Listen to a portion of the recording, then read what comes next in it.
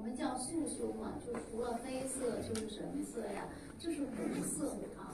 而且呢，你看这是温州，温州离我们这边很近了，它出土的这些漆器也是。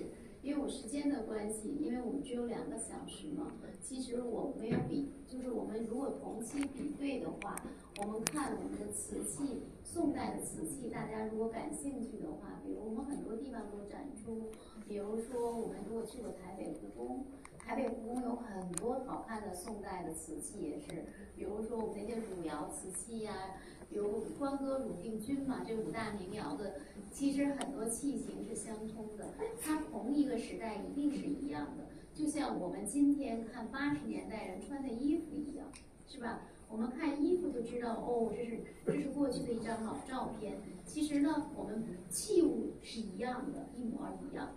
哦，这都是温州，当时温州出土的，大家可以看这个，你看这个器型也很有趣。做得很漂亮。其实我一直也在想一个问题，它是实用吗？它如果用起来的话，你看这不得磕嘴一下啊？我就在想，它有可能真的就是它跟我们的饮食习惯有可能，因为我刚才说嘛，你看它出土的地点，它有可能就是我们今天吃的那种凉拌菜，对吧？如果热菜的话，其实可能用起来也不是很方便，所以我们经常说，刚才我说嘛，为什么我们中国人发明了这个就是瓷器工艺？因为瓷器是我们现大多数家庭当中使用多的，而在西方恰恰发明的是什么？玻璃工艺。因为我本身也研究玻璃，所以我就在想，它其实跟两个平行世界的饮食习惯有关。比如我们中国人就喜欢喝热水，你看我们到哪儿都背着大杯子，背着走。而且你像西方人呢，西方人就喜欢吃凉的，所以它玻璃它不会炸呀，是吧？你要说咱们用那玻璃等炸了，所以其实我们所有的这些文化遗产也罢，物质文化遗产、精神文化遗产，它都是跟我们的生活习惯息息相关的。其实可以把前面这一排灯关了比较好，可是您要关就都关了，大伙儿就都睡着了。睡着了，你可以睡，关掉看到。前面这排灯要不关吧，我都看不清。OK， 这样好了，谢谢。这个颜色正了。对。其实呢，我们比如说，我们宋代就是有了很多的所谓的茶道。如果大家喜欢日本，到日本去旅游的话，你会看到我们很多饮茶习惯，在今天的日本恰恰保留了很多，包括我们的建筑。比如说，我们去京都、去奈良，你会看到仿佛回到了1300年前的唐朝，那种感觉确实非常之好。我11月初又去了一趟，为了看正仓院的展览，所以你看，我下面特意找了一下我们藏的这个，就是这个瓷器。你看瓷器这个盏，还有包括这个盏托，它实际上你看跟大漆的，哦，什么情况？没有声音吗？哦 ，OK。你看它的盏托的造型，这就是瓷器的。其实它，你看它的挂的，你看这个釉也是。我们包括我们这个元代也有很多的瓷器挂釉都不会挂到通体釉了。你想想，最好的建盏在哪里呀？就在福建呀，是不是？其实它就是跟我们的生活习惯，这个饮茶习惯。我们不久前还做了一个就是这个茶器盏。你看，这是我们藏的唯一的一件宋代的漆盏托。这个我查了一下它的来龙去脉，它就是我们今天南京附近出土的。你看，这是我们故宫博物院藏的宋代的这个瓷的盏托，大家可以看是不是造型完全一样。如果你看颜色也一样，这是我们藏的宋代的这个瓷碗。你看这一套也是，这一套就是今天我们藏的就是这个饮茶的这个，你看有这个盏托，有这个勺，还有这个罐儿，还有这个壶。其实今天这个盏托做的最好的是哪里啊？是日本，非常好看。我都想去了多少趟也没逃着，这要有缘分的哈。就是淘一个器型比较好的，跟喝茶相关的这些茶器，应该日本比咱们内地好淘啊。所以呢，大家可以看我们这个照片就很形象，就是这些个跟这些是哪个瓷器啊？这都是我刚才说嘛，关歌汝定军，这是什么呀？定窑是吧？就是河北的曲阳。定窑，北方虽然比较土，但是呢，我觉得如果要想了解定窑，了解汝窑，了解钧窑，还得上北方走啊，因为他们的窑址都在北方啊。比如说我们的这个定窑，比如说我们的钧窑，都一个是在河北，一个是在这个那个河南啊。这是我们伦敦 V&A 藏的宋代的这个漆器，这件也很漂亮，所以我就觉得，我不知道有人去过这个博物馆吗？去过举手我看看。哇，好厉害呀、你们都！这个博物馆非常好，这个博物馆做的比较好的是它的文创，因为它最早是一个艺术类的博物馆，而且它当年就是应该是文创，今天的文创做得非常好。这个展览，这个博物馆太大了，也是能累腿儿疼，还有146个展厅。我觉得推荐2个啊，一个是它的那个，我们不说专业的啊，如果专业的我也很明白，但是我推荐个好看的，就是它2楼有一个不楞不楞的常年展出的珠宝展厅。太好看了，我觉得他那展厅都这么大个。因为我10月份带学生都去考察，我说不行，我还得上2楼。慢点，亏人年轻，要我可来了。哇塞，我可不能摔。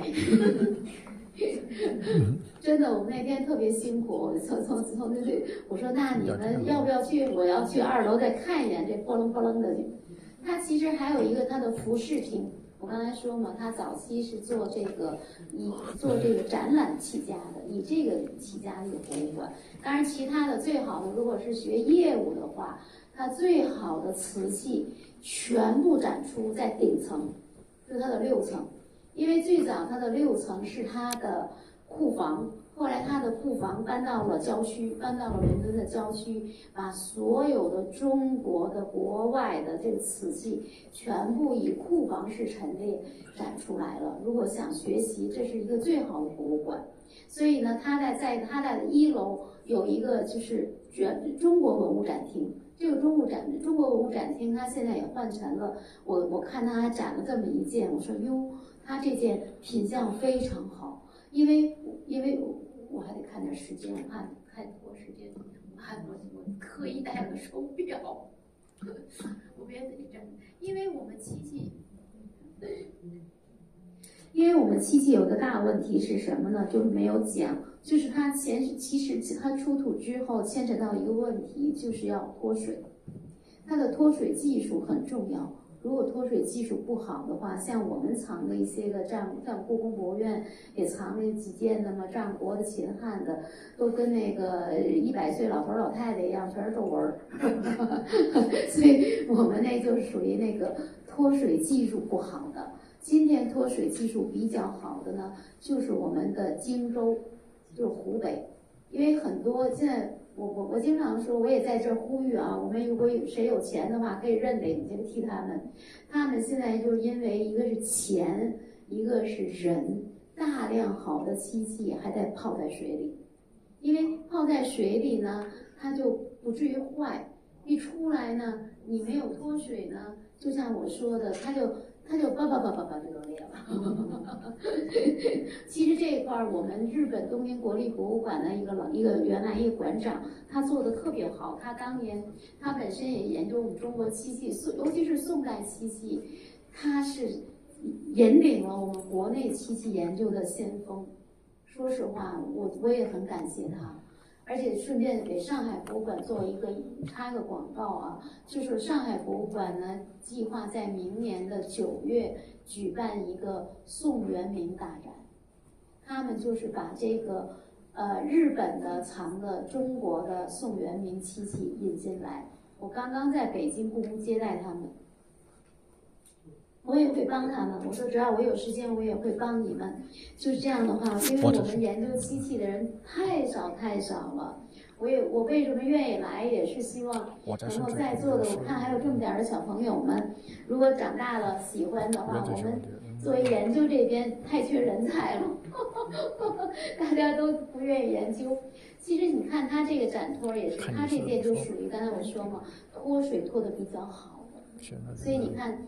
都距今1000年前了，它就一直在展厅展了很长时间了。我去维也也去过无数次了，老跑英国，所以我就在想，这个脱水技术非常重要，也是。这个呢，主要是向给大家做一个简单的介绍。其实大家知道，我们有一幅画叫《清明上河图》。《清明上河图》呢，如果大家仔细看的话，很好玩。它反映了当时开封的那种商业发达。其实，在它当中就有专门卖漆器的铺子，很好玩啊！而且当时的人呢，已经有了这个广告的意识。你比如说像这些个词儿，什么丁卯、温州、开元寺、东皇、上劳。这个上劳指的是什么呢？其实就是上等嘛，劳就是牢固，就告诉你我们家这开元寺这边做的很好。还有临安，你看这家做的也告诉你看还真实上劳，是吧？这都是不是我说的，这都是漆器上的铭文，我抄下来的。所以像这些也是，你看它既有年代，它这个宋代漆器的铭文非常重要，对我们研究太重要了。一个是告诉你它是哪一年，第二个告诉你是什么地方。第三个告诉你是张三李四还是王五二麻子呀？到底谁做的，对吧？你看，所以而且他都写上，还有你看这是什么黄二郎，所以你看，所以很好玩的。其实这个实际上，我个人认为呢，它已经有当时1000多年前的这种广告意识了，就告诉你我家做的既真实又上劳，你就买了。就这么简单啊！所以呢，第二个品种呢就是呛化漆器。其实所谓的呛化，你看这就是我们广东这边南海1号出土的呛化是什么呢？它也是漆器也需要美感，对吧？除了单色之外，它也需要跟很多的工艺结合。这个工艺在我们历史上非常早，它只是一个延续。比如说像这种工艺，在我们就是战汉时期已经有了，特别简单，就是在我们大黑漆表面用这个针刻一样来划这个纹样，完了之后呢再涂颜色。这个南海1号我到现在还没有去，我现在约好了1月3号去他们那儿，就在我们广东的阳江。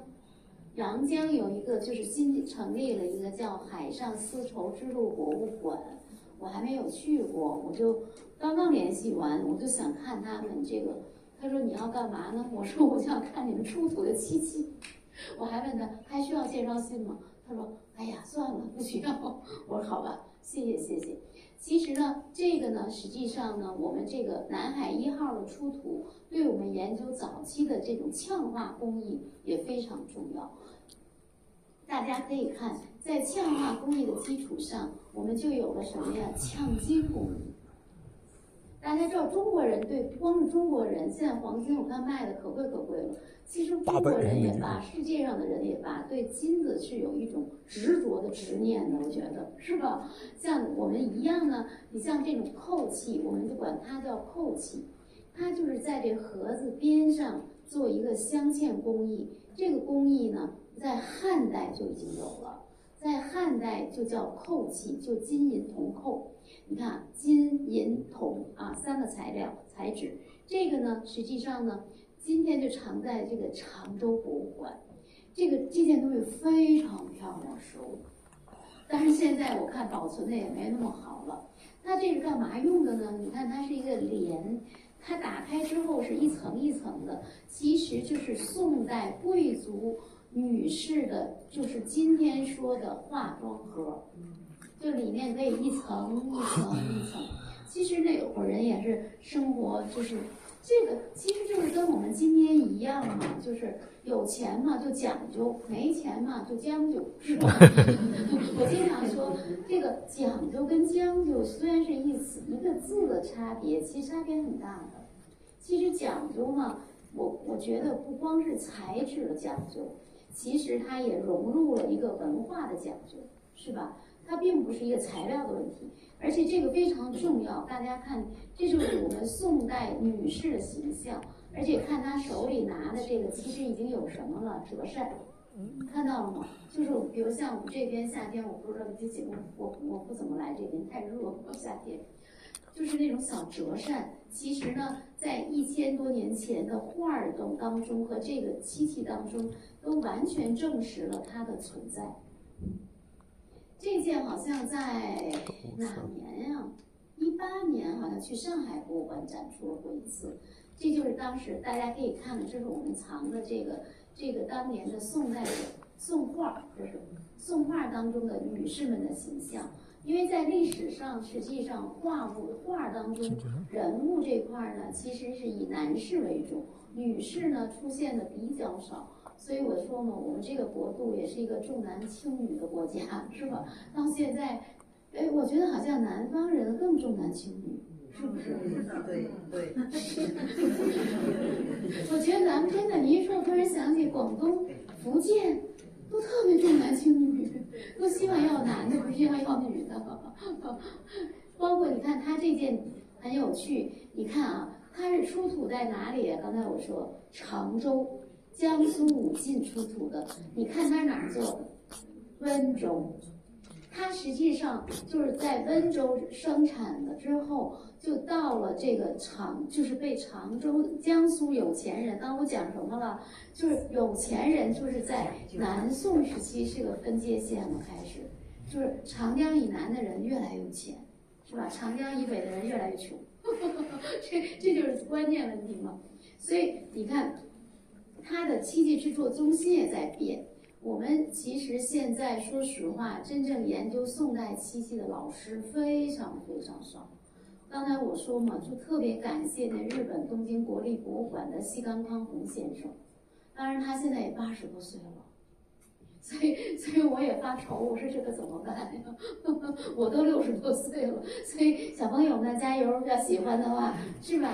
我应该是你们那个。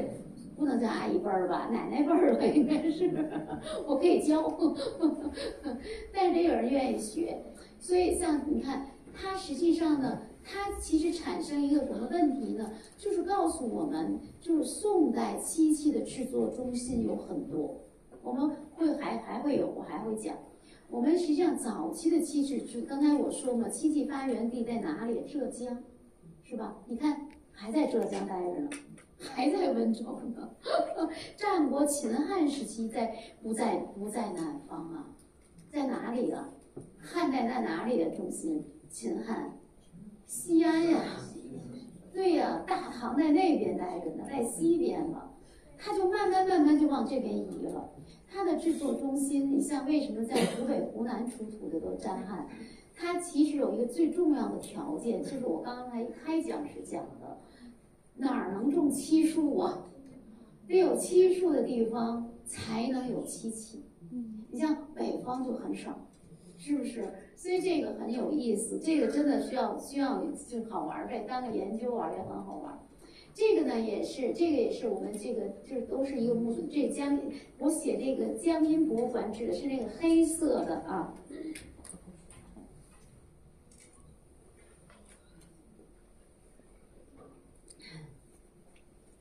这件也是常州博物馆出土的。当时我去了江阴博物馆，看见这件，我觉得我就乐半天。呀，我说他们俩像一个连续剧哎，上面扛着钱挣了钱，下边就去买酒喝，这特别好玩，这也是。所以呢，其实呢，你看他这件也是。你看他写了吗？温州，这个温州也是这个就是指的是这一件是在温州做的，全部从温州做好了，都到了这个常州附近。江阴也在常州附近，他们挨着嘛。江苏省现在也是我们一个有钱的省，是不是？你看，包括这件也是，你看这件还是温州。你看它已经有了谁谁谁丁字桥像谢七书上劳，是吧？告诉你庚申1260年，这件的工艺非常复杂。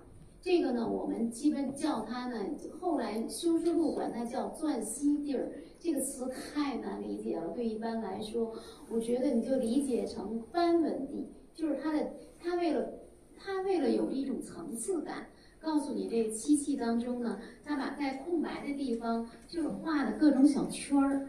如果大家对，因为我听了听，已经是第36讲了，我也不知道前头讲过没讲过金银器。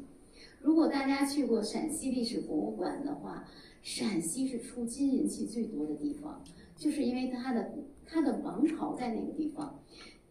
唐代的金银器有一种工艺，就是这种什么呀？就是像斑纹地，就拿这种钻的都非常均匀的小圆点儿。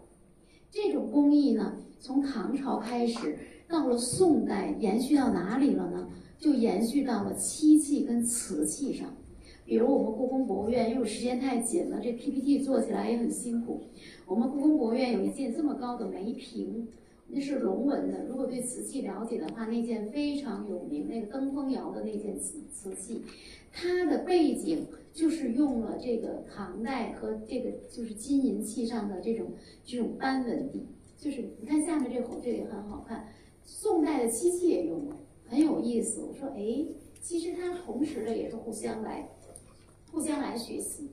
其实离我们最近的呢，今天了解漆器做的最多的是雕漆，雕漆做的比较多，因为在大漆上做雕刻工艺嘛，也是一个怎么说呢？我觉得中国人对雕刻工艺是情有独钟的，不光是漆器上雕，对吧？你看我们有多少雕，竹雕、木雕、牙雕、砚雕，你想去吧，反正你能想出来的材质，石头雕是吧？比如玉雕，比如说我们现在，比如说就是这些个石雕也很多呀。你比如说我们的这个印章，就福建的这个雕刻工艺，还有哪儿啊？浙江，就是和田也有啊，新疆是吧？我们所以呢，漆雕呢，实际上在文献记载现在看呢，就是文献记载是唐朝有了这个工艺，但是我们现在见到的真正的漆雕呢，应该是宋朝出土的。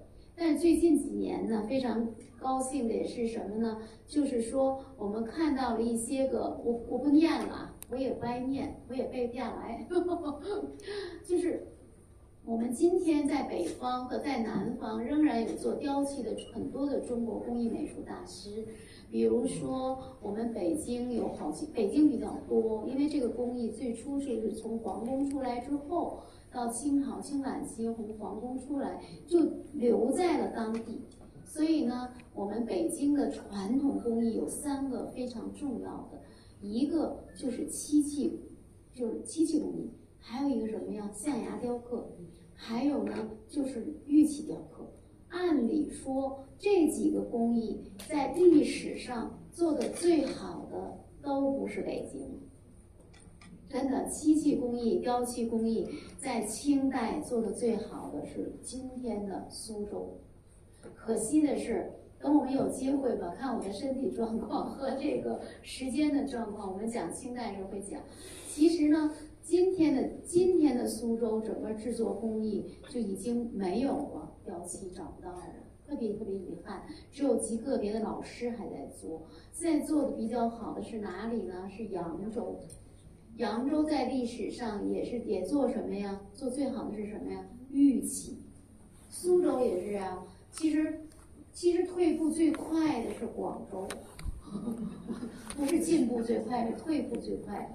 因为广州在整个清代历史上，所有的工艺品都是遥遥领先，还有10几种呢。啊，广座啊，对呀，在造办处，在北京的那个造办处里专门有广木座，就是做木器家具的啊。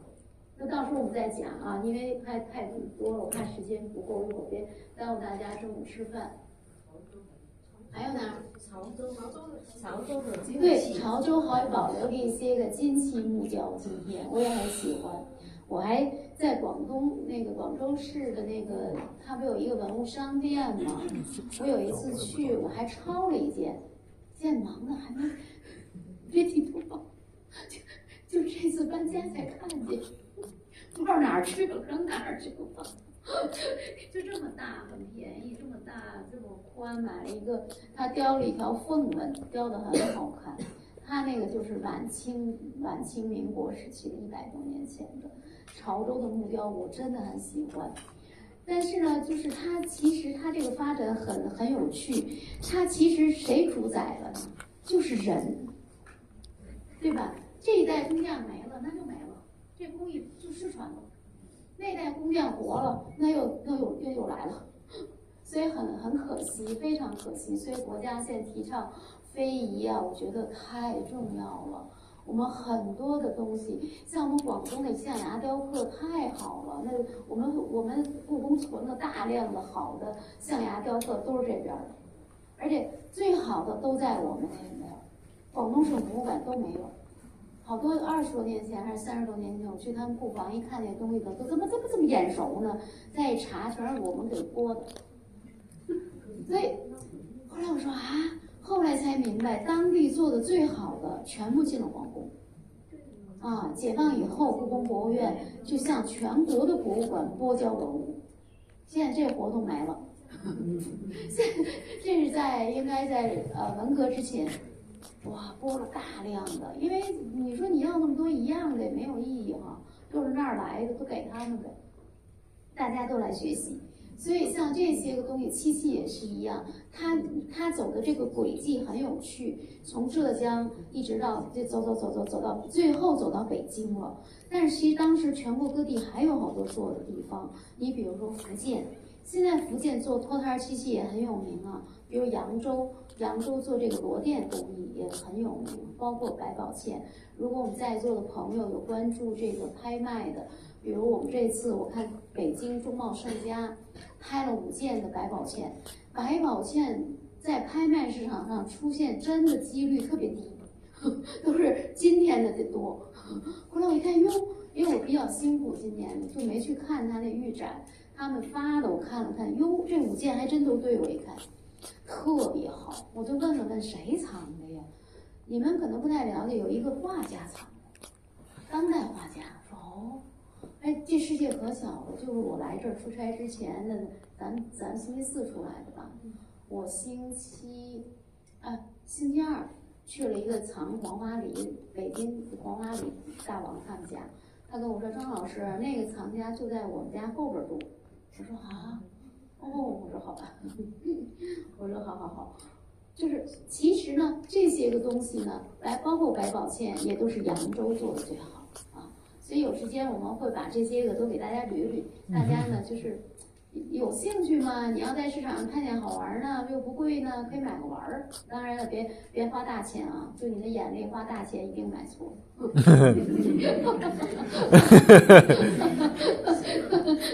这个太难了，这个很专业。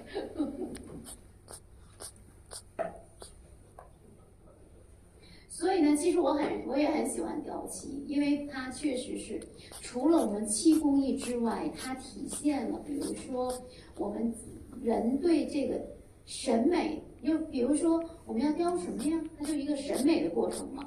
所以呢，雕漆是非常难的。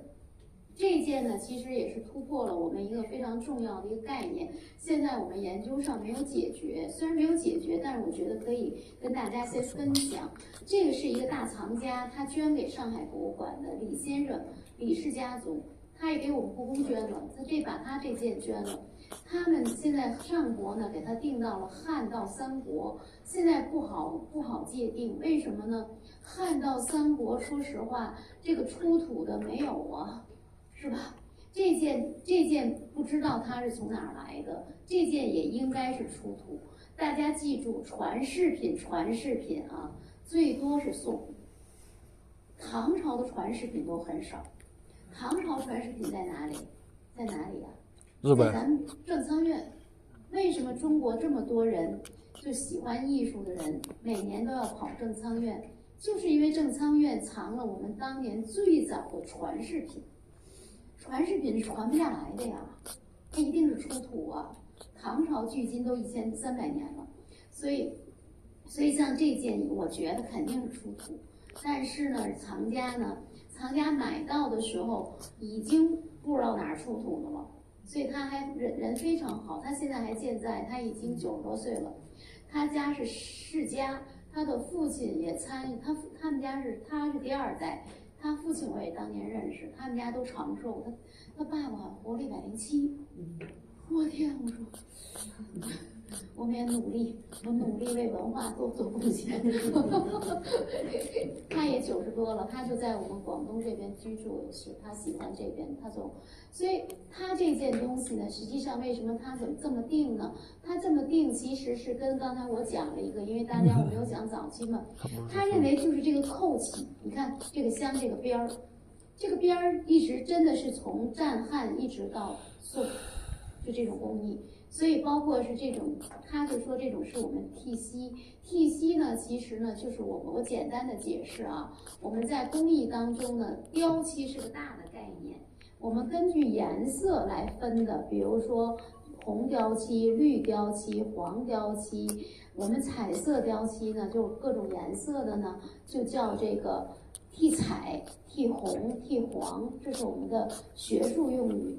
还有一类呢，这剔锡，这所谓的剔锡又按纹样来分。前2天还跟日本人掰扯半天，我说咱也别掰扯了，各学各的吧，就掰扯了。哎呦，不好意思，掰扯不了了，跟他已经那天。这个呢，剔锡呢，就是雕这种小小的云纹。这是什么呢？如果大家懂的话，我们会在，比如说我们有一类文物叫如意。其实如意啥事儿没有，啥用也没有，就是名字好听很重要啊。对呀，它是赏心悦目嘛。所以我也有时在想，我们家里买这些瓶瓶罐罐，目的是什么？就是因为它让你高兴。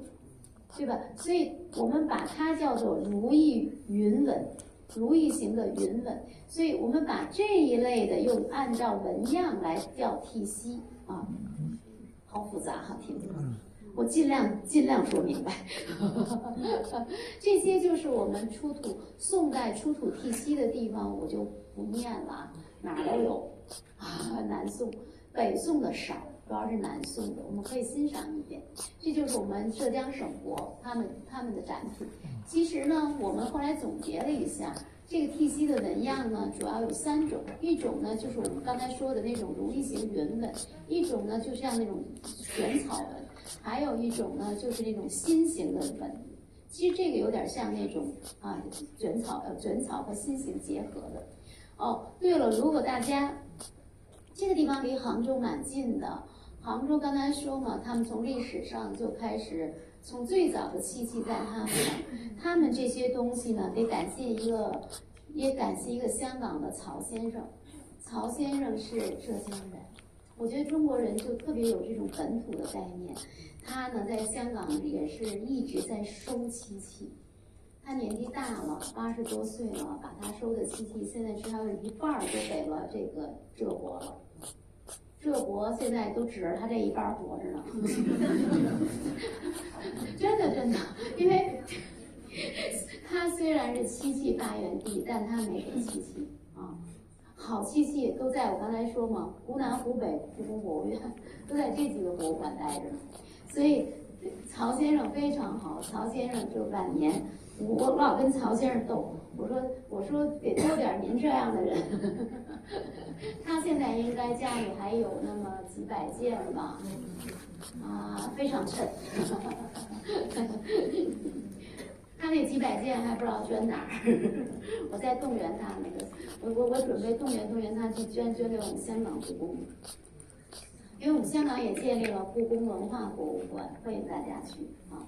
这件也是我们浙江省博的，你看这件就是这件的剔锡的纹样就非常的漂亮了，就是它很随意，也很流畅雕的。这一类的实际上呢，在日本东京国立博物馆收藏的量比较大。我们当时其实的就是当时的文化交流比我们今天的人想象的要多得多。我到现在也有些事情没闹明白，比如说广州建立了一个叫什么20博物馆，是吧？这个名字特别难听。我去过一次，但是因为我回到北京，今天我们回到北京，过26号我还来广州，我就在想，哎，那个地方包括我们的就是在广西那边也是，广西有早期出土的汉代的玻璃，都不是中国的。你想汉代全部都是西亚的，所以海上丝绸之路和陆路丝绸之路是一定存在的。那东西一看就不是中国的，那会儿的就是已经大家在互相交往，只是就像我也在想，哇，那船要是从西亚走到广西也得走会儿了，是吧？那就是海上丝绸之路嘛。那个博物馆当年习大大还去过，他们那个馆很有趣，一进门天天就滚动播放习大大参观的那个画面，给我笑的。后来我觉得这是好事儿啊，就是海上丝绸之路的起点，那是。我们还有一趟是从哪边来？新疆那边出土的那些东西，我看了也傻了，都不是中国的。对，都是那边又是西域那条，所以这个研究现在也慢慢在起步，我觉得非常好。所以像这些个东西，大量的都流向了哪里呀？漆器藏最多的人说嘛，人家那日本那个词儿才是漆器，咱中国这个词儿是瓷器，是吧 ？China Japan。所以呢，日本藏的我们中国漆器太多了，所有博物馆几乎都有，他们也是一种对中国文化非常崇拜的一个国度，也是。特别是像我说的奈良啊、京都啊，这件也得感谢这李先生拍的图，李先生给我的。我说你这拍的真好，因为我特别认识他那个灰底儿。他就每次都，他那个包比我这大多了，那双肩背。后来他现在90多岁了，他疫情前还来故宫，他已经改成拉杆箱了。他就一定要装一个非常专业，一定装这么一个就是纯毛的这种小簪子，因为这种呢对我们文物它不滑呀。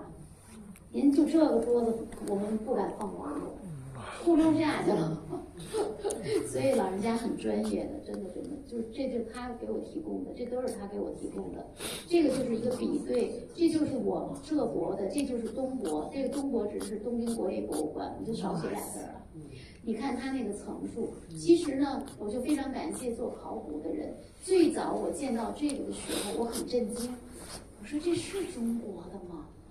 太漂亮了，它是这样，它一层一层一层。你看它那个断面，那横切面，其实它最表面涂的是黑漆。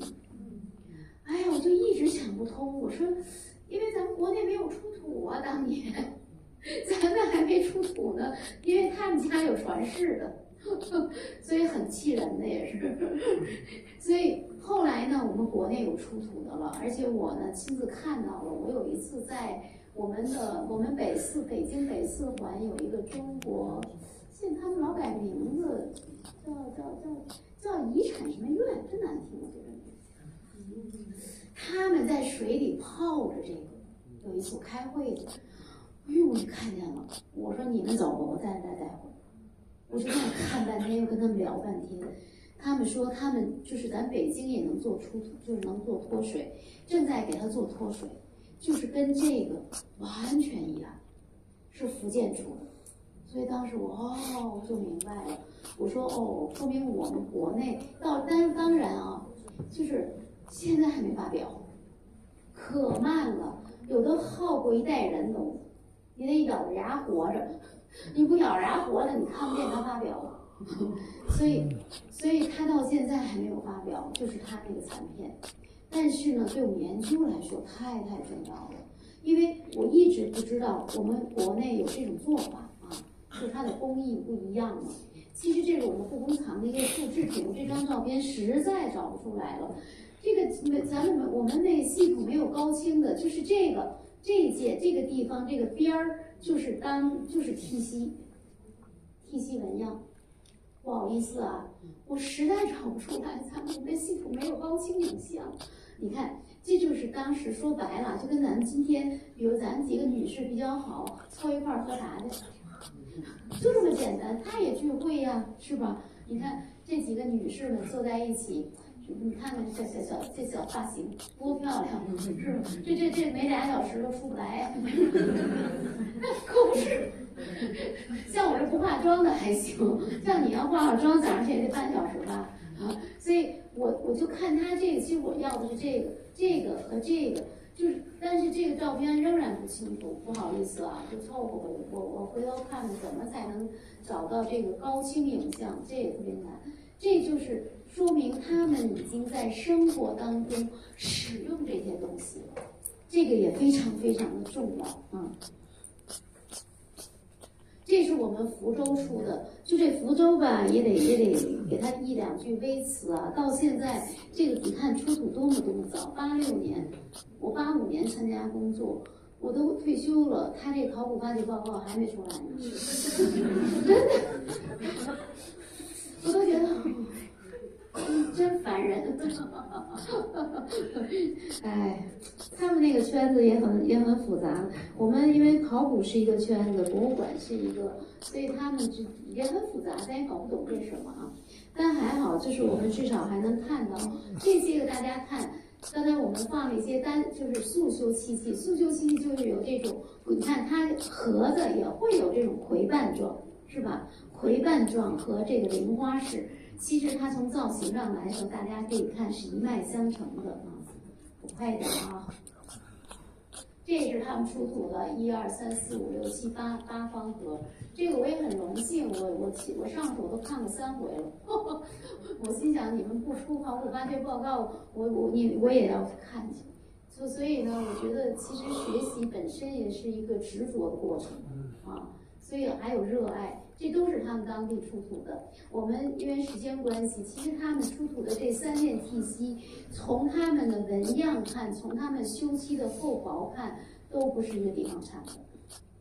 所以那天我在单位跟一个学生还说，我说这谁来研究这个，我来帮忙。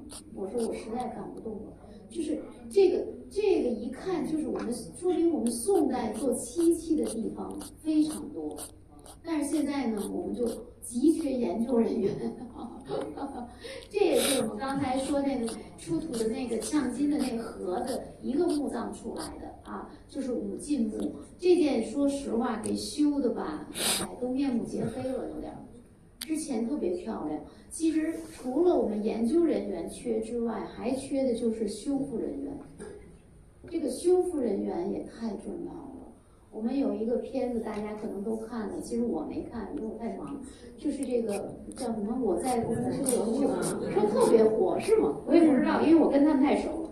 所以，还有，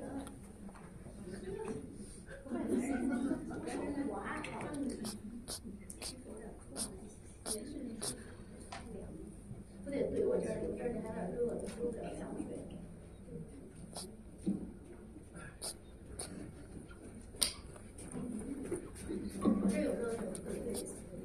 其实呢，这个是干嘛的呢？这就很讲究，这就是女士镜子那盒儿。那真的镜子放哪儿啊？就是我们今天讲的包装啊，对吧？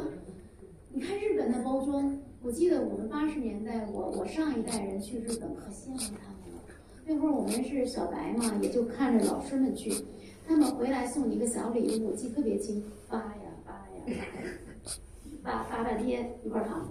但是，对，那会儿年轻嘛，就觉得哦，闹半天日本人是这样生活。其实我就在想，那会儿年轻没想那么多，年纪大了就觉得，其实它也是一个仪式感，是不是？它让你有一种期待，对吧？我们比如送小朋友礼物，肯定不会把这个糖吃吧，那你就还是要有一定的仪式讲究。所以像我们宋代，这就是它里面有它的铜镜，这个铜镜就是我们当时女士的用品啊，这件。快点走啊！这是那个当年的干嘛的呢？喝茶的，茶器，这是高级茶器。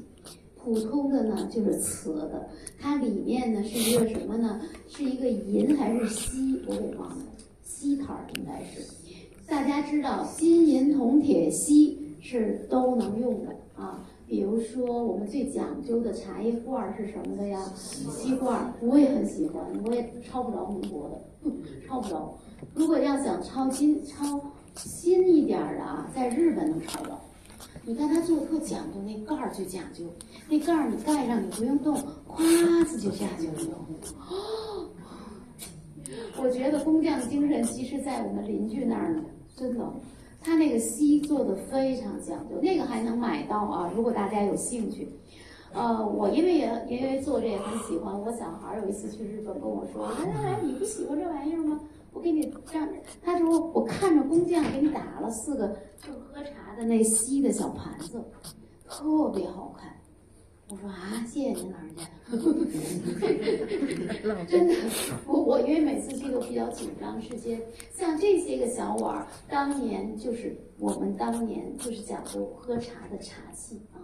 今天如果你要讲究的话，我觉得除了瓷器之外，你也可以让工艺美术大师给你刷2件造漆器也可以。我们北京那天我去那个殷大师工作室带学生参观去，殷大师正在做一个雕漆壶，我还问大师，我说你这跟人要多少钱？他说张老师我就要了4万。我说啊，殷老师做1年才要4万，再加个泥，太便宜。他说呀，我真的太便宜了，4万，我觉得。友情价。一道漆刷完了还得雕，哎，真的是1年才能做出来。好吧，我们的大师们太可爱了。这是我们大同出土的山西大同，这个很重要。这个是你看，大家可以看，你看大同做的，这就刚刚我说有3个纹样嘛，这种就是我们经常说的卷草纹、香草纹，这个就是南海1号。你看啊，大同跟南海差多远？你看它的纹样。所以你看我说嘛，这块研究还是要再加强。就是说它到底大同这件非常有名，我隆重推荐大同。这是个被低估的一个博物馆，非常好。当时因为我离那儿近嘛，我90年代就去，我对那儿没啥好印象，就太脏了。哎呦，那脏啊，那鼻孔全是土黑的。现在再去，就像西藏，哇！我说怎么这么好啊？蓝天白云比北京漂亮，我都不相信一开始。后来我就一定推荐了，因为山西是我们地上文物最好的事儿。我虽然去过那么多次，还是没跑完。大同有很多，这就是我们这次我要去看的阳江1号出土的，我很期待3号下午我要去看，因为我从纹样上看都不是一个地儿的东西，这个太接近刚才我们上博的那个了。这个接近的就是我们山西的，这个接近我们的就是福州的。你看一个阳江这1号，就是这个出土的完全不一样。所以我也这次我说我一定要跑一趟。这个也是我们江阴就是刚才我就是出土的那个，刚才我说的那件小小的就是黑漆呛金的那件，他们是一个博物馆的啊。这就是日本东京国立博物馆，这件有可能就是在明年的9月来上海展出，我也很期待那个展览，我必须得去。借机会再把东博的东西再看，虽然我看过很多遍，但还是要看。这是福建闽清出土的，这也是福建另外一个地方，这个很有趣，它这个墓葬被盗了，很多都让老百姓都给捡走了。当地老百姓还蛮好的，政府就呼吁大家，谁捡到了再给我交回来。哎，真有人交，这就是给他们交回来的。我记得当时上个世纪90年代，我跟我老师去这个地方看，这个非常激动，因为那会儿都不知道福建还有剔溪。所以这个研究一直是在慢慢的走。我们故宫博物院这件很重要，我们之前根本不知道，我就说我们研究是一定要慢慢来的。就是我们根本不知道我们这件能早到宋代，我们一直给定名。我们其实呢，看这件也是，这件我那天不瞒您说，我找它出处找不着，我就发现在《叠彩》这本书里头，李先生写文章引用了，但是老人家没说它的出处到底是哪，因为像我要写文章，我会写特别清。就是因为他们毕竟不是专门写文章的嘛，我就只在这本书当中看他引用了这张还是黑白照片，我还没找到他到底哪个博物馆的，我说实话我还没有找到，我还得追。这件是我们的，大家可以看，就是这种心形也是早期的一个也是一个标志，所以我们这件也可以往前推。这件也非常重要，这是东京国立博物馆藏的一件非常重要的剃黑的英系图盘。这件我就上过1次手我还期待再好好看看，因为我们对宋代雕漆的理解还是有难度，因为我们没有这么多的实物主要在这个日本比较多这是日本高台寺，他们很多的寺庙藏的这些个纹样跟我们这个宋代的什么像呢？金银器非常像，这些纹样我都对过包括这些个莲花呀，包括菊花呀，包括凤纹呀什么的，包括这件很重要，这是你看我们的东西已经到了韩国这韩国的这个发现的就是韩国的，这是一个残片。这个我没有去，我真有时间又得跑韩国，我就不爱去韩国，我就去过1次，为了看漆器也是。这件但我没看到，我那天还在想，要不要再跑一趟？因为我不吃辣，他们那边全是辣白菜，也没什么好吃的。真的，因为我不吃辣，所以我特别喜欢往这边来，就喜欢上广州、香港、深圳。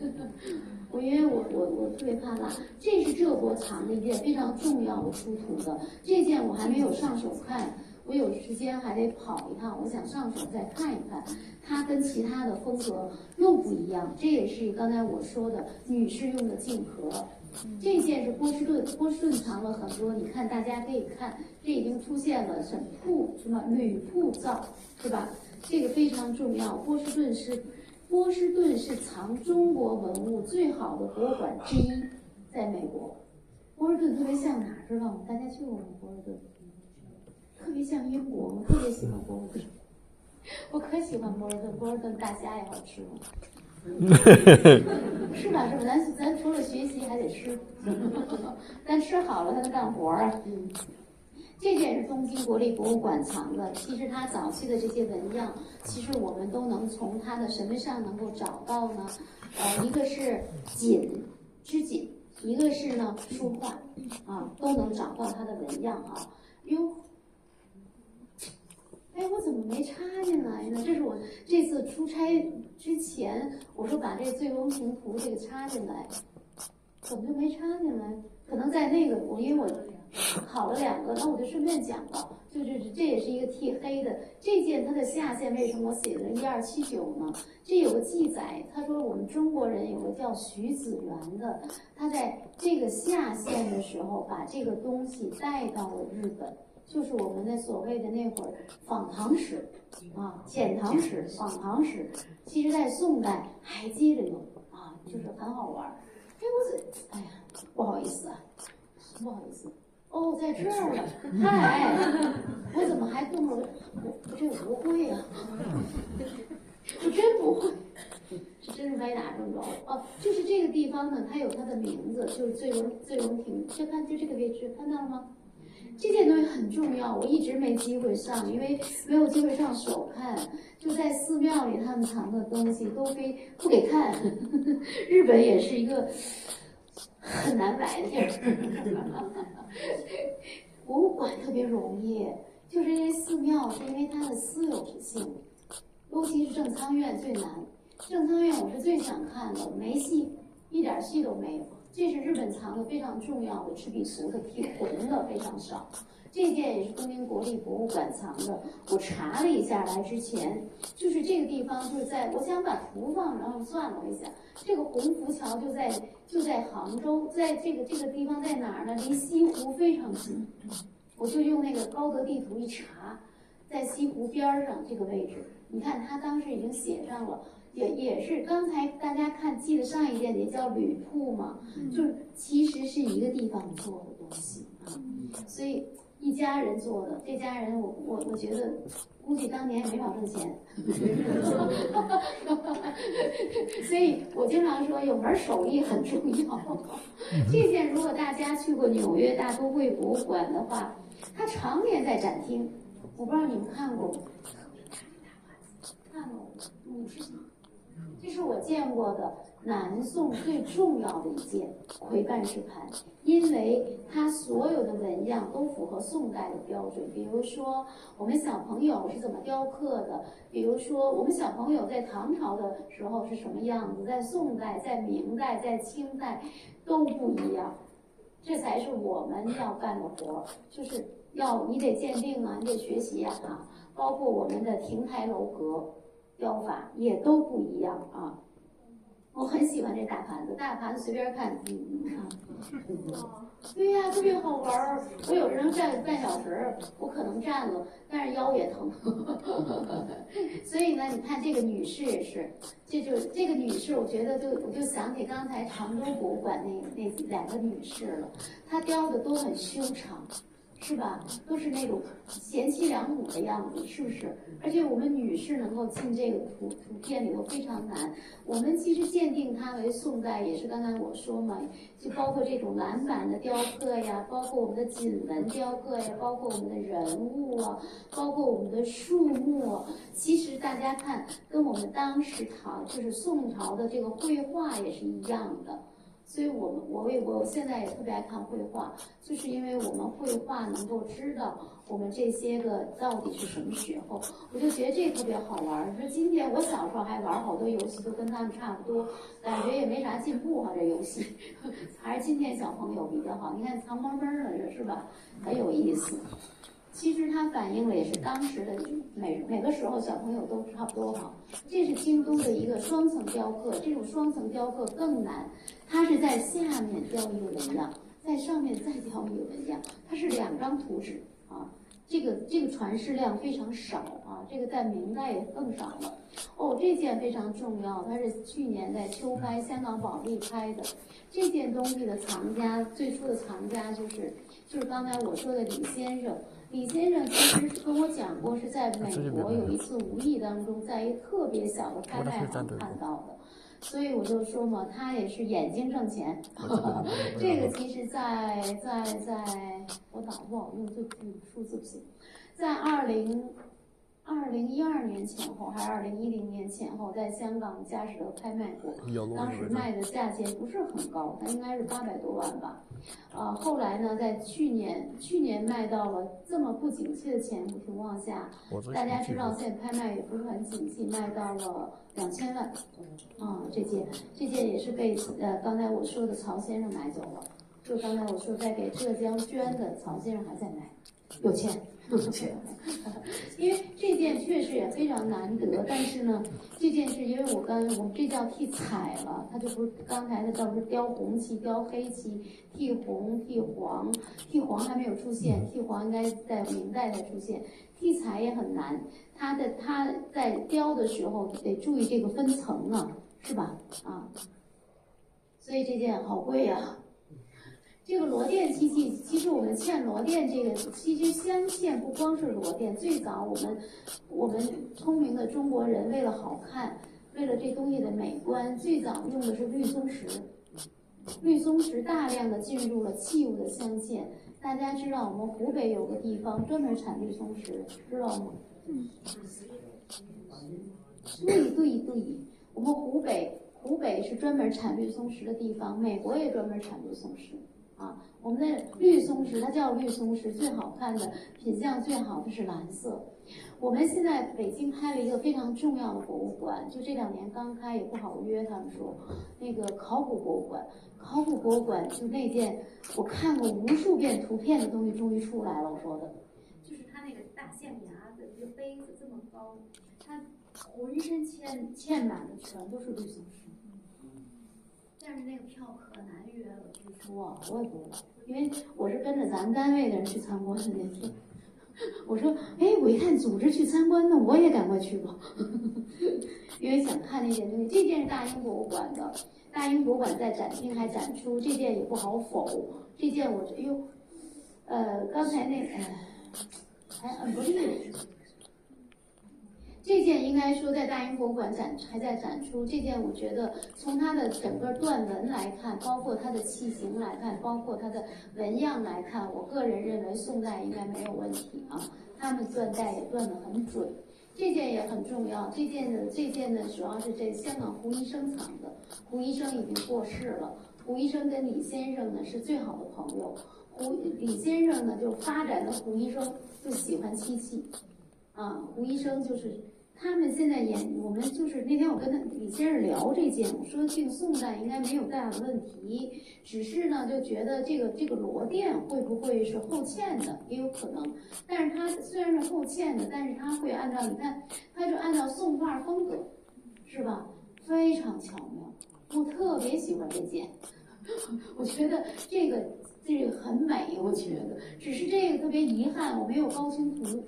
这我真是从书上扫下来的这张图，我还说我得找李先生要高清图去。这件实物我见过，所以我就觉得当时应该拍了，但是手机的东西多到我整理不过来。所以像这件东西是在有一本书是他们在日本做的一个展览啊，所以呢这件我觉得应该没有大的问题在缎带上。这个描金漆器，这是浙江省博的最好的漆器，我觉得，就是当你看到的时候，你会为我们的工匠感叹，太细了描的，我得快点了，怎么还没走到元代呢？讲太细了我，大家可以看，最好的东西其实都用在了寺庙里，是吧？这是放舍利的啊。这件也是他们这个浙江省博的，哇！当时我看都震惊了，这里面全都是放舍利，这个舍利基本上用的什么材质呢？就放装舍利的，就是那种最贵的一种材质，当年玻璃啊。我快点讲讲元代吧，其实元代的比宋代的一点都不弱，而且还是非常强。我们现在元代的漆器最好的就是标漆。而且我说为什么出现名家就在我们今天的西唐？可惜的是呢，西唐的人跟他们聊了聊，都不知道这段历史了，也很遗憾。所以李先生老认为没有这个元代雕漆，没有张成，没有杨茂，也没有张敏德。那问题来了，我们知道我们有地方志，这是有传承的。我们最清初的地方志也是一代一代延续下来的，对这个嘉善县西唐的描述非常清楚，因为每个地方都会把自己的名人要写进去的，是吧？都会有张成，都会有杨茂，所以他就觉得他一直怀疑这个东西，我很遗憾，现在也是随着时间的，因为我们漆器，尤其是在北方，其实在北方呢，应该说雕漆还可以，它已经固定了。你看张成照，就在我来之前的礼拜，我今儿礼拜天。礼拜一吧，礼拜一下午陪着日本人去布房看东西在那儿。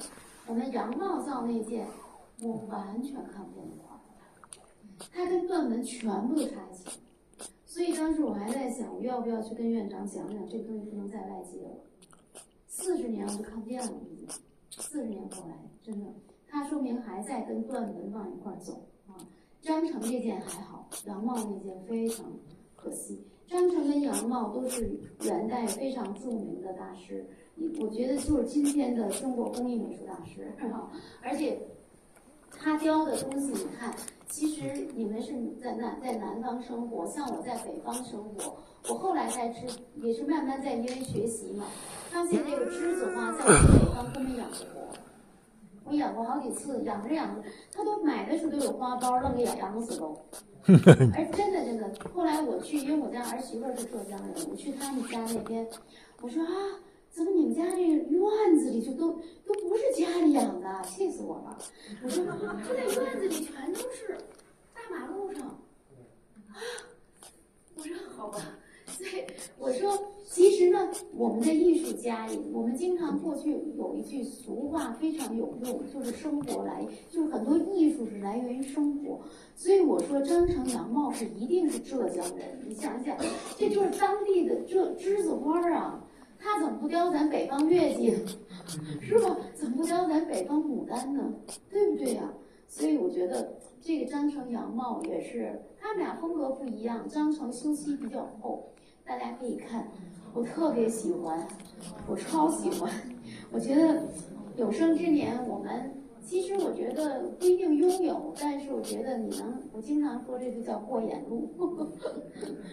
看了很多宝贝在故宫博物院，所以在故宫博物院工作也是很幸福的一件事情。不光是故宫，而且维修感觉维修过，所以世界各地的博物馆的宝物，他用的东西把它缝给所以呢，我觉得像这件，因为这是可能我是猜的，就咱可以拍好多细节，那是人家的，有时候就拍不了啊。你看，所以像这件，大家可以看那里那个今天的人可以说那个横纹，那横纹，因为今天还在喘气儿的大师，我也基本都认识，但是呢，都做不了那么好，因为他这漆修的很厚不说，他这个磨工太厉害了，所以他不仅雕的好，他磨的也好，而且其实他还有一个，就是漆的质量很重要。日本人吹牛嘛，日本人特别也能吹牛，是哪儿的人民族都，我说吹牛这词儿不太合适啊，就是他为他那个民族自豪嘛，他们就说我们的漆器为什么好呀？我们都跑大海上去什么调试。我心想，我的妈，你这牛吹的，就是其实我跟他们做漆器的那个老师请教。它为什么好呢？一个是漆的质量，就是它不能有尘土；还有呢，就是银珠要多。你有钱呀，现在已经没有了。现在他们用的叫2银珠。我说，什么叫2银珠？2银珠就是合成的。我说，哦，这样啊。所以银珠很贵呀。所以过去你看。这都700年了，你要看见实物，你会更震惊。它的颜色保存的非常好，非常非常好，我也很喜欢我们这件。所以下面这件呢，就是我们当年，就是刚才我们说嘛，故宫博物院发挥了很重要的就是精神，就是拨交给全国博物馆，就是国家博物馆，就是前身是历史博物馆。他们成立的时候就盖了一房子，是吧？盖一房子就啥也没有，全国人支持我们也支持。当年我还想，我还说怎么这么讨厌呢？啊，你说把这么好东西给他们干嘛？自己也想不通。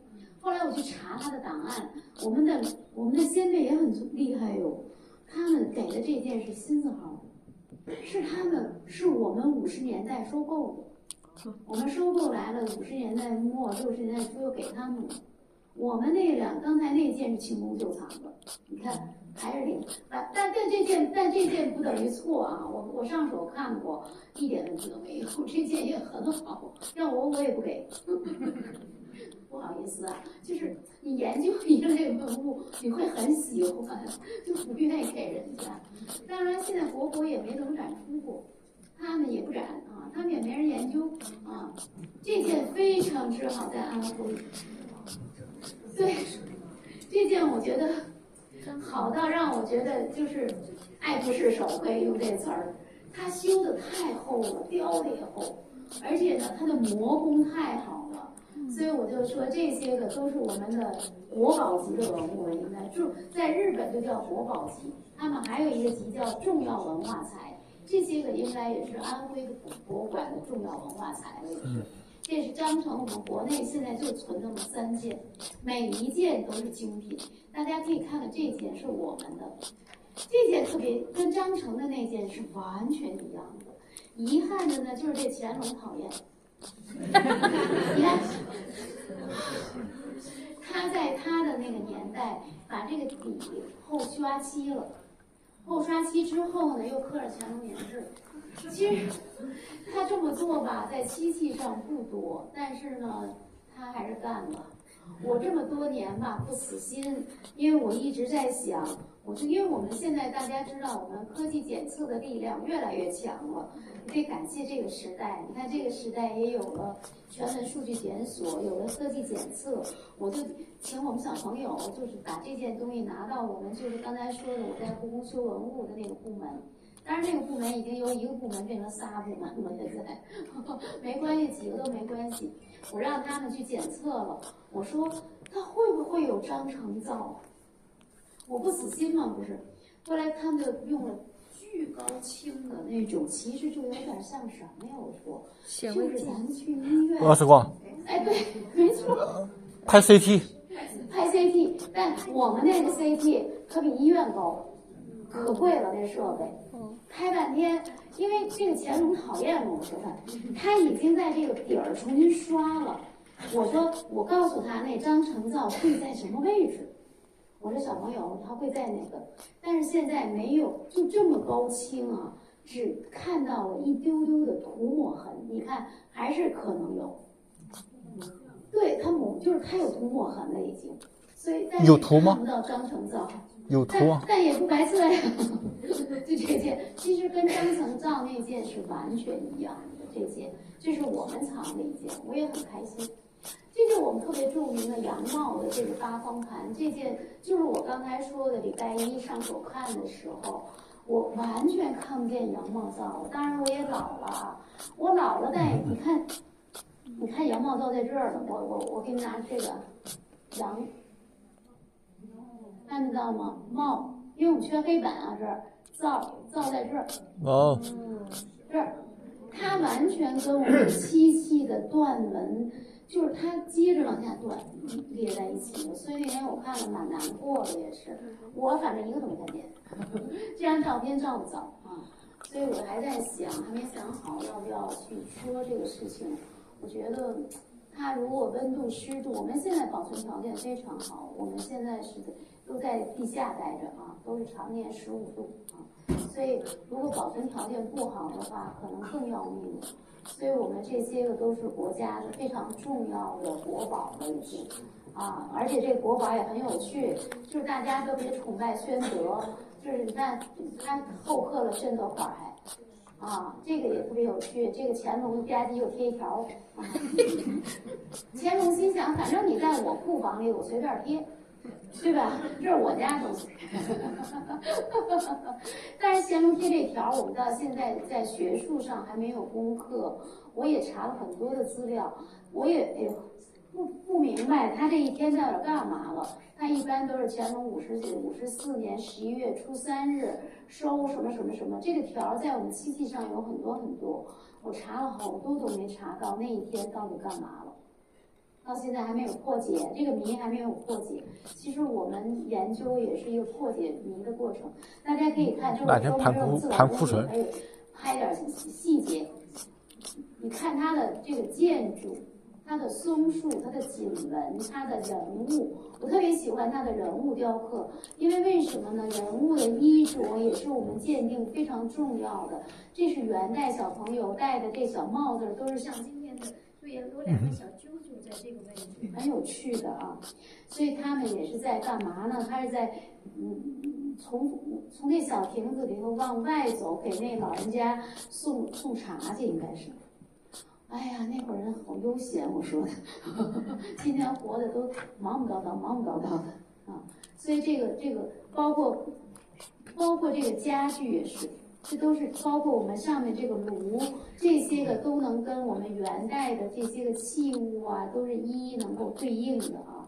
所以如果说元代没有雕漆，这也是我还不太同意他们的观点啊。这是我们另外一件羊帽造，这件稍微好一点啊。这件是一个当年的就是尊啊仿青铜器的造型，所以我们说嘛，我们学我们这个必须要学的就是什么呢？一个是青铜，最早的要学陶器，陶器的历史，我们很多器型都跟我们最远古的陶器有关，还有就是青铜，还有就是陶瓷啊。这件是北京艺术博物馆的，很有趣。北京艺术博物馆，我们是在上个世纪给它发现了一个国宝。这张图片还是不清，我觉得特遗憾。它这个羊帽灶也是在这儿，它这个就后来又在另外一边又刻了，也是宣德款。这件我们查过很多的这宋画，跟宋画，你看刚才有一只梅花，还记得吧？现磨店的，其实它有异曲同工之妙。之前呢，他们都不知道他们有这羊帽灶。我最早是跟我老师去的，我老师也去世了，在疫情期间，我们两个特别逗，他们过往特别黑，也看不清。当时看了这件，我觉得好奇怪呀、我说怎么是宣德款？而且宣德这个字体又不是宣德本朝的字体，因为我们脑子知道宣德本朝字体。后来也没多想，因为黑乎乎的就走了。我们这件发现得感谢刚才我说的西冈康弘。我就发现，我说这件太重要了。等他们来中国的时候，那会儿他们年轻还老来，我说走，带你们去北京艺术博物馆看一看。我们那天其实看文物最好的光线是什么？大家知道吗？侧光。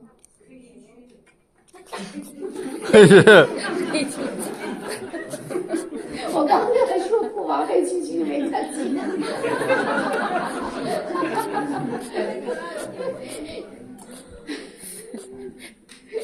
自然光，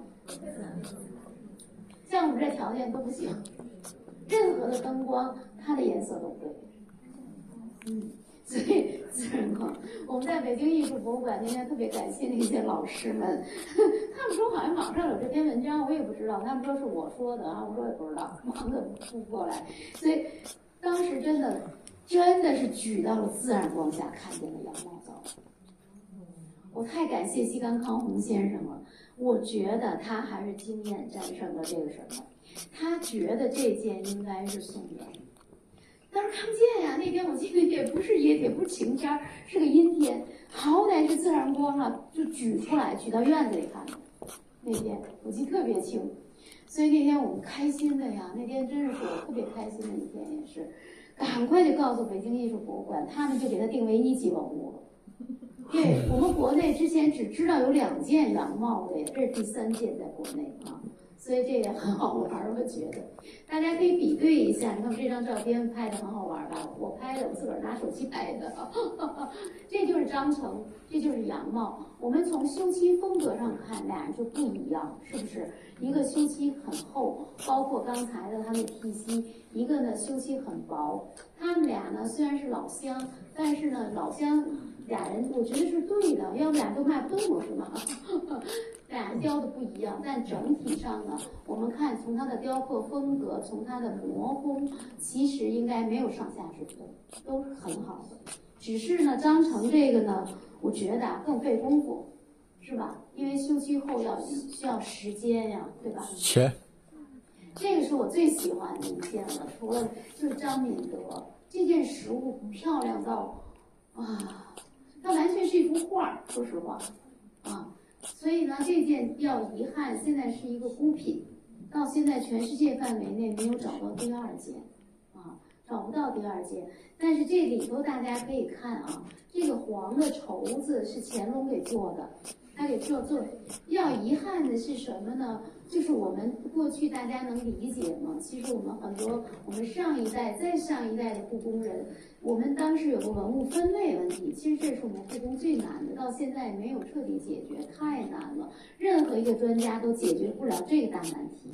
我们这个盒子当时在清代是放了一块墨，对，所以他乾隆呢才给他做这么一个看，完了之后呢是砚还是墨，我现在记不清了，我也忘了。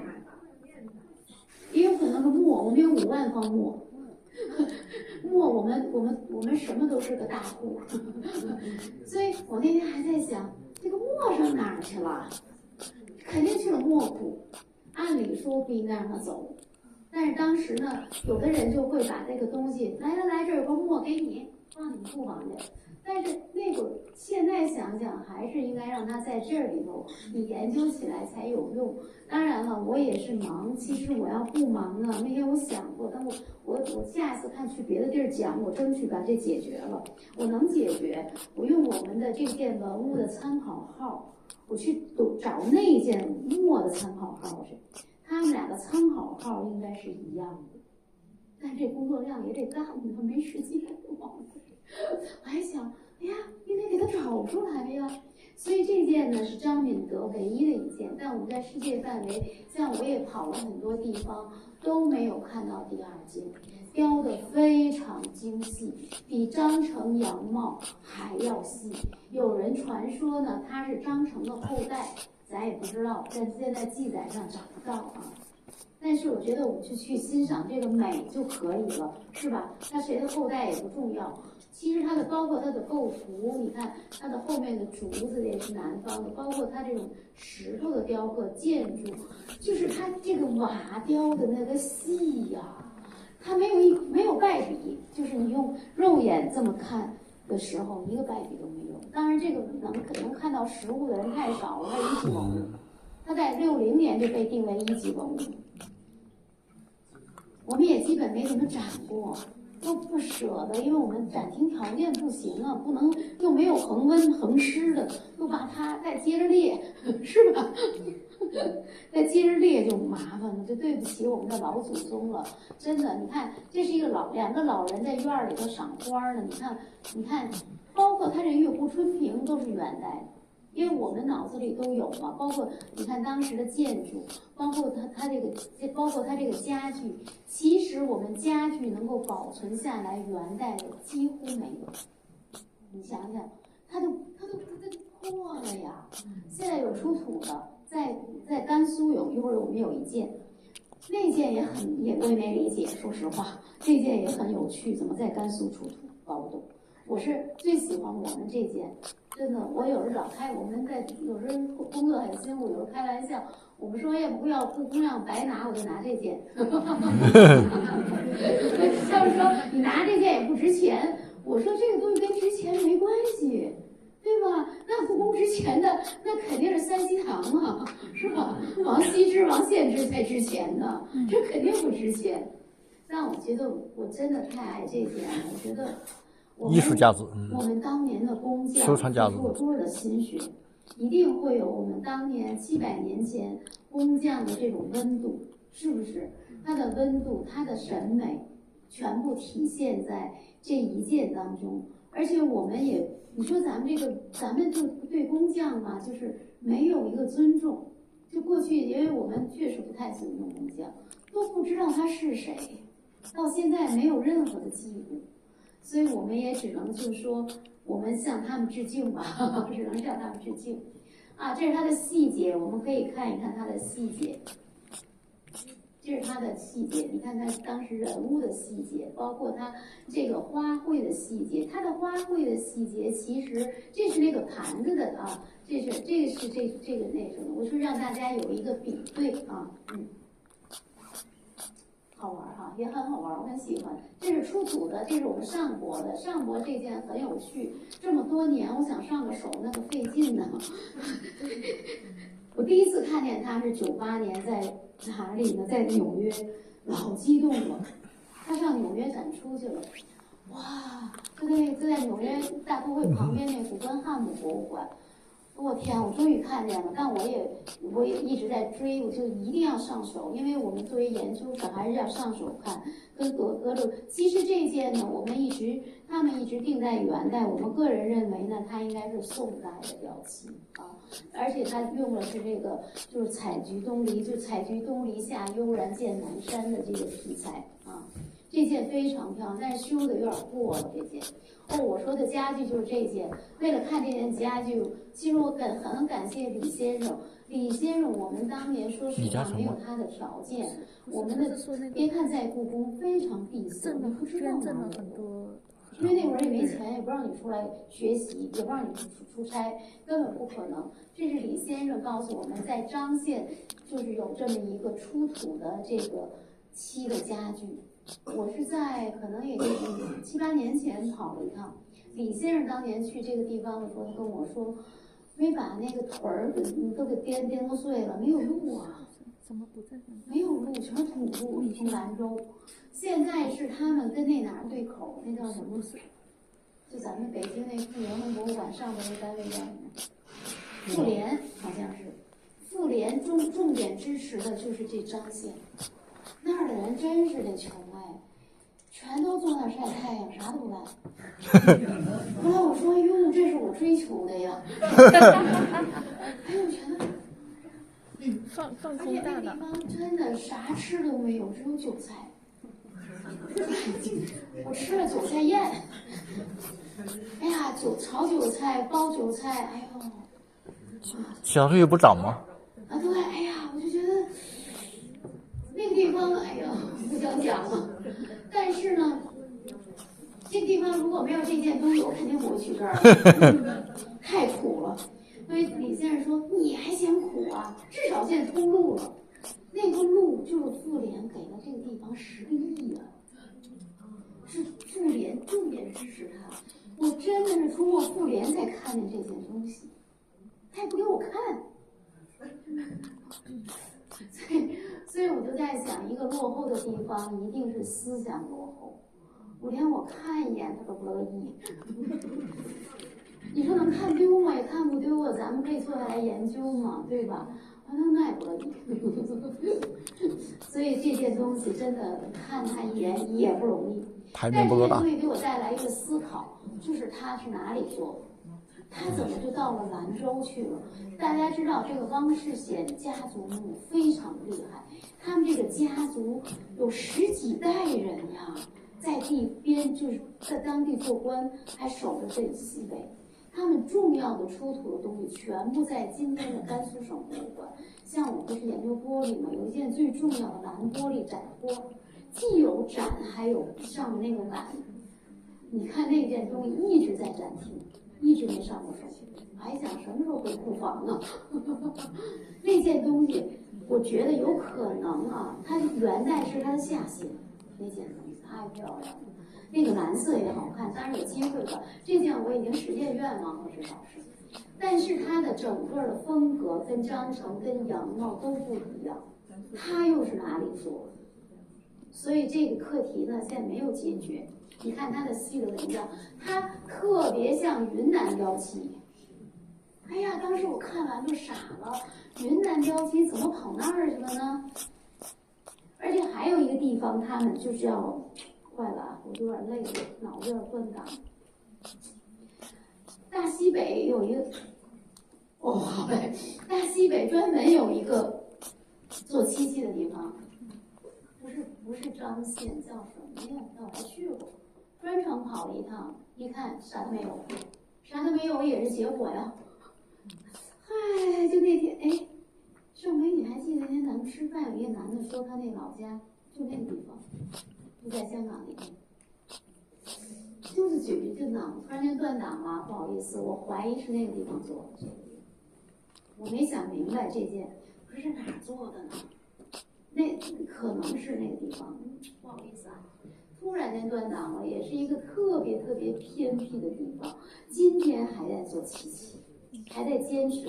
他做的简单，只做就是在大漆上、素漆上嵌2块玉石。我就想起那名儿了，他会路过麦积山石窟，那地儿，不好意思，真是甘肃啊，张掖，甘肃，张掖，对，我就是为了去，因为我看到过明代带天水这一块儿的，我说啊，天水，我特别年轻就跑天水看见了，那路也是啊，没颠死我。但是我在想，怎么不知道这个关联还要再研究，跟它有没有关系？因为天水在它后面，我们看到的天水是明代中期的，非常好，所有东西都不在中国了，都大英有，日本有啊，所以呢，就是对天水，就那天吃饭那个男的在那儿叨叨，我还说呢，哦，这也是韩国出土的，我快点啊，当老师提醒我到点了。这是我们传世的，这件是我们故宫博物院的。我们呢，这是后刻嘉靖款，我觉得它是杨茂风格的。这件也是我们故宫博物院的款的。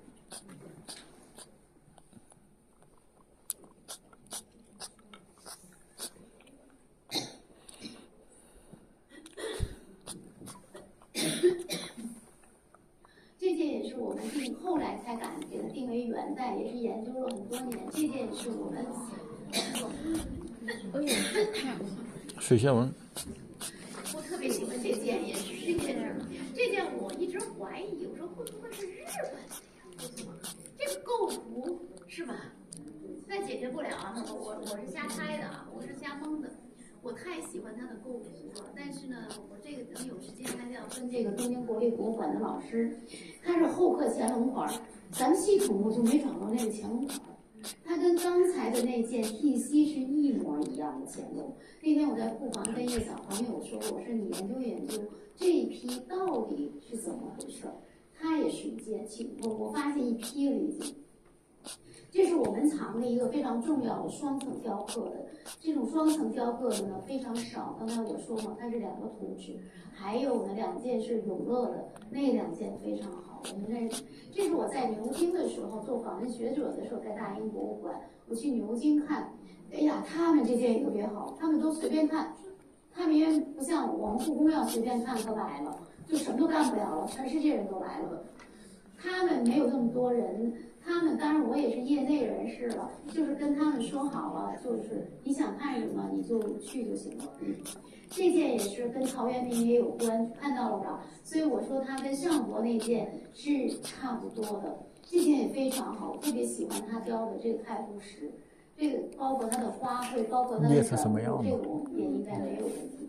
这件是这个跟香港艺术馆的，这件跟牛津的那个藏品非常像的是，这件是香港艺术馆啊，香港艺术馆这件也是杨茂造的款儿，这个是我们这个苏格兰的，这个就是这本书，就这本书里头的。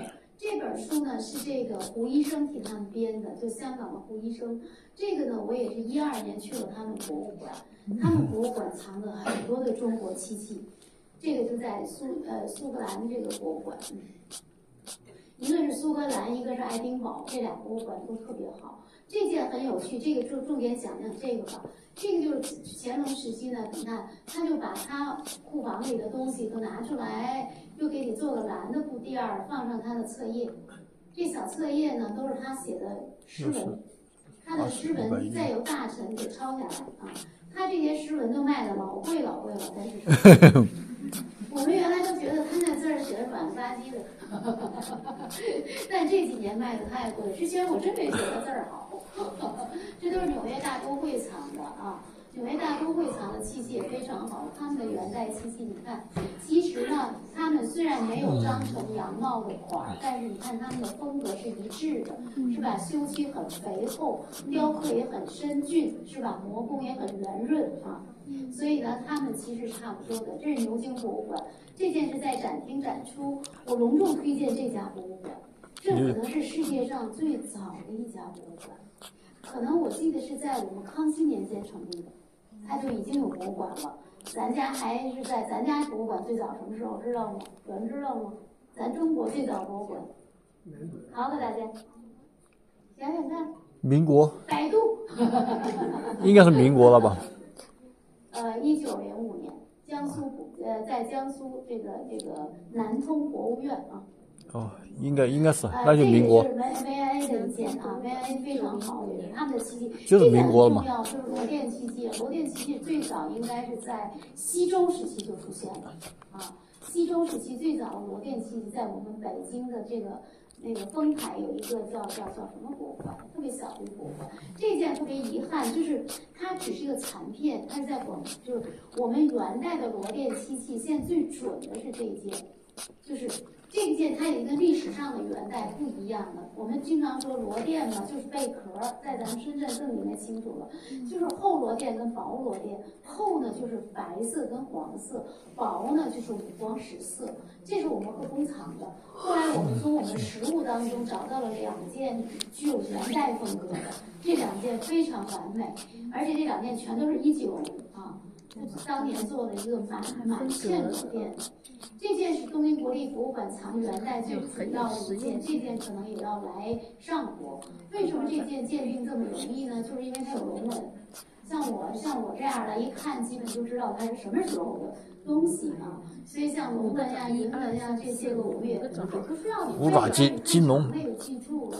包括大家可以看它这形状，这菱花瓣式，这是波士顿藏一件，也是我们给它。但是五爪的金龙啊，它不是金的。接近宋跟元这件花鸟，大家一定要好好看，这件特别漂亮。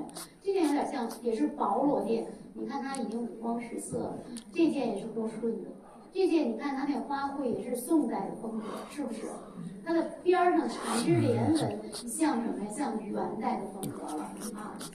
这件我特别喜欢的这件波士顿的，这件它完全跟刚才的章程照、杨茂照，你看是不是很像？它是亭台楼阁，古人就坐在那个地方，俩人在赏画儿啊。它的建筑是用罗甸镶嵌的，这个罗甸就是我们经常说的薄罗甸，也叫软罗甸啊。这件呢是李氏家族旧藏，这件应该已经到了上海博物馆，这件非常重要。上博后来买的还挺便宜的，其实它卖给上博很便宜，说实话。这件真的很重要，它的整个器型都有一点点宋元风格，它是宋到元之间的罗甸。呛年器件，这是我们苏州博物馆的，我去过几次。我跟他说，他们原来出版定为了明代，我跟他说，你这件一定是宋元的，你不是明代的东西啊，因为它是带款的。大家可以看看它那个款啊，你看。它是这就是功夫嘛，因为我们写谁谁谁造，基本是宋元的风格，所以呢，它就已有功夫，它就按照最后成画来定的。他们定了，其实不是，我就跟他们探讨过很多次，我说你们这件东西值得再重新写，就尤其是这个呛金工艺的一个做法。这个呛金工艺，元代最著名的呛金工艺都不在国内，都在日本。所以这次我也希望他们带这个过来，带一两件。这件呢，实际上他们定为了就成画就出版。其实它最早，你看我们这个我查了一下，应该是这个1285或1345，就是宋跟元这件东西，绝不是明代啊。所以呢，这件呢，其实如果我就是太忙了，要有时间写篇考证文章，这个其实呢，我们作为宋元展的时候。也可以来展出，我就哎呀不念了，太死我了。大家可以看一看。其实我觉得我们能够有机会，就是大家来得感谢这个雅昌艺术中心啊，给我们一个机会呢，让我们一起来分享我们国家这个宋元时期留下的这些漆器和出土的。其实我们也很感恩我们这个老祖宗给我们留下这么多好看的东西，让我们知道如何提高自己的审美。其实呢，包括我们今天还有一些创造美的这些个有各级的省一级大师、国家级大师，包括一些个从业人员。我觉得不一定要评大师，但是呢，就是说这些个东西让我们呢能够丰富我们的生活，是吧？也借此机会呢，感谢雅昌艺术中心，也感谢大家在忙当中呢能够来跟我们一起来分享，也谢谢大家。